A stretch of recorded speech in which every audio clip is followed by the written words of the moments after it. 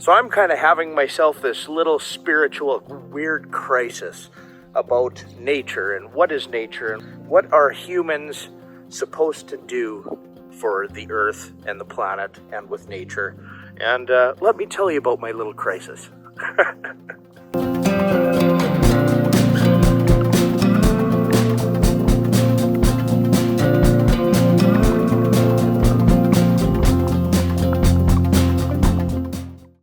So Mother Nature in itself fixes all, at the same time is absolutely brutal.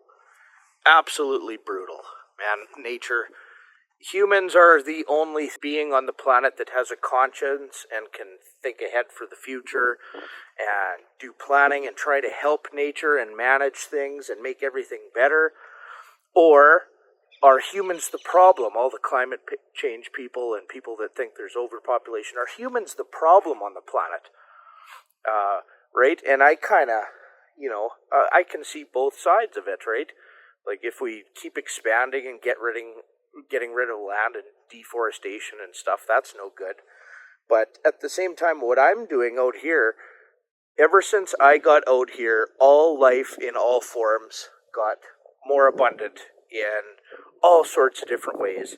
And it seems like every time I try to do something, nature is in there to try to wreck it for me. Like literally, I try to make something better and nature comes and wrecks it. So a few examples I have is we've hauled 10,000 cubic yards of wood chip mulch, and I'm growing soil kind of in larger plots of land, like kind of back to Eden style. And that creates living soil. So in there's lots of worms. It's always moist. There's the mycelium, funguses in there. Like you can literally scrape wood chips away and see a white.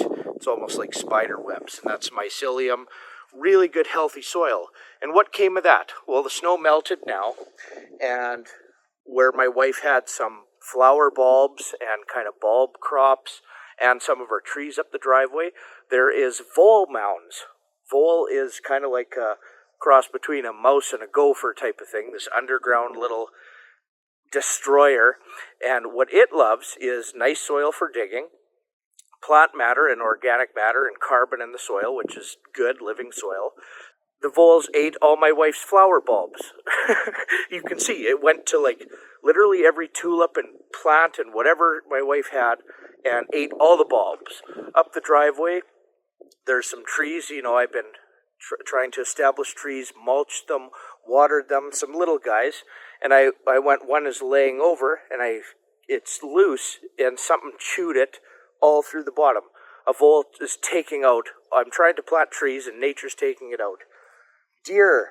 We had a herd of 10 mule deer on our property literally for 3 months straight and trying to keep them out of the orchard area. And they nicely pruned our apples, right? The year before I planted an additional 20 small apple trees.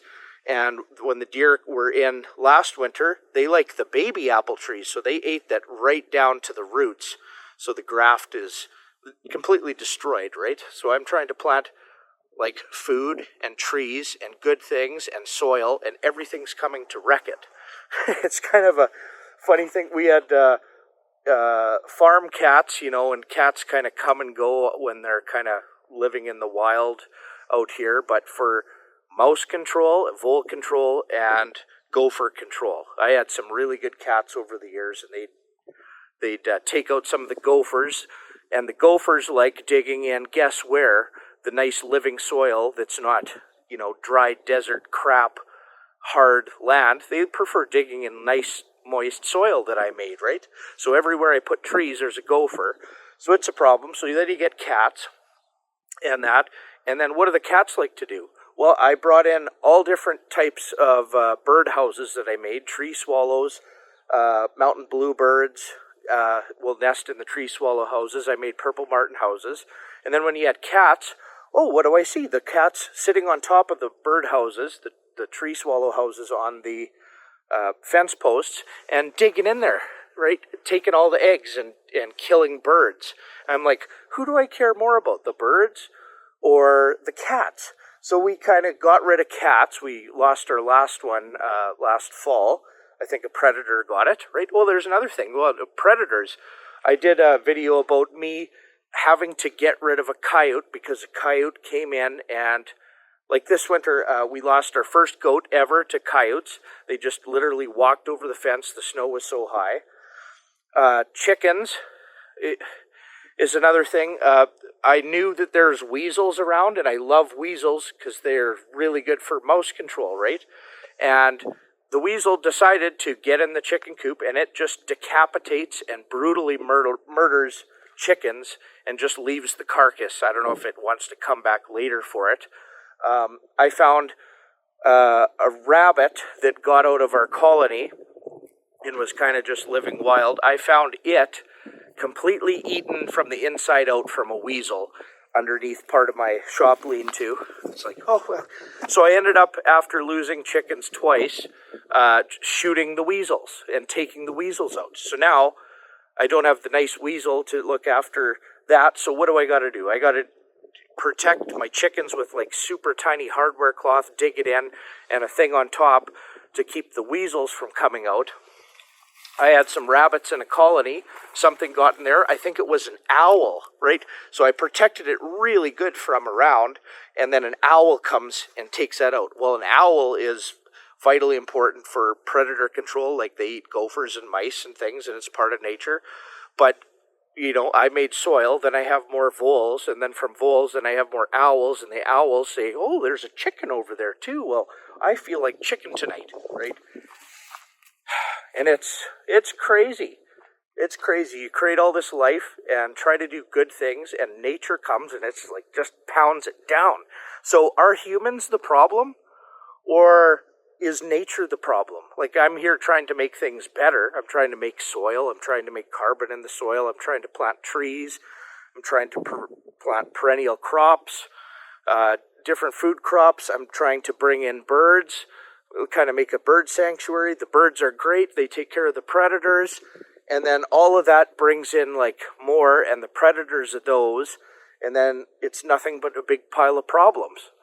So I'm having this kind of existential internal crisis about nature, right? It's just, oh, yeah, you do.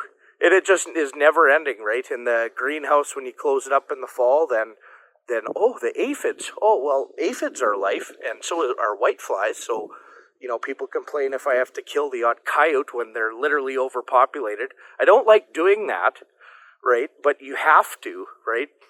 So now, like if I shoot a coyote, like perfect kill shot, and it feels no pain.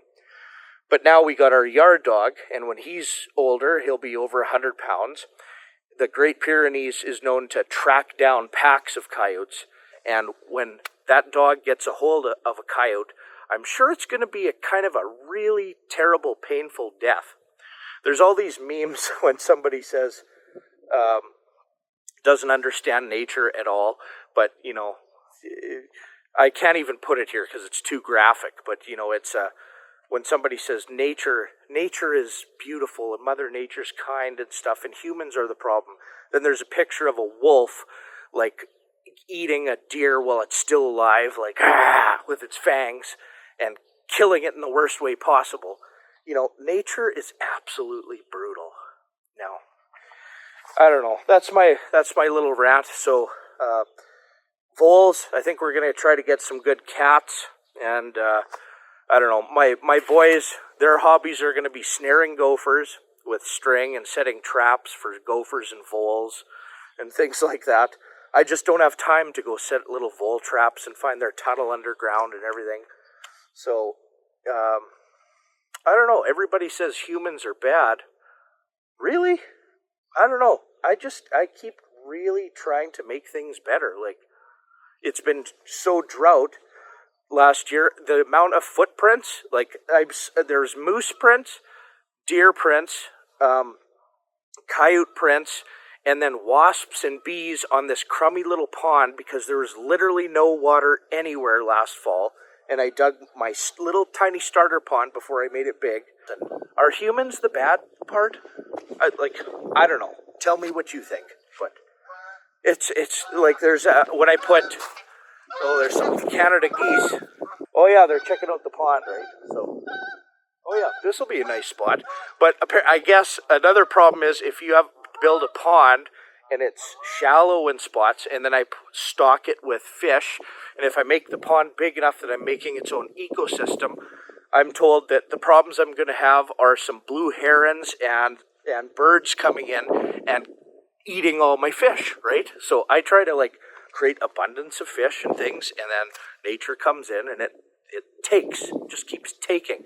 So chickens, the predators come, the skunks, everything.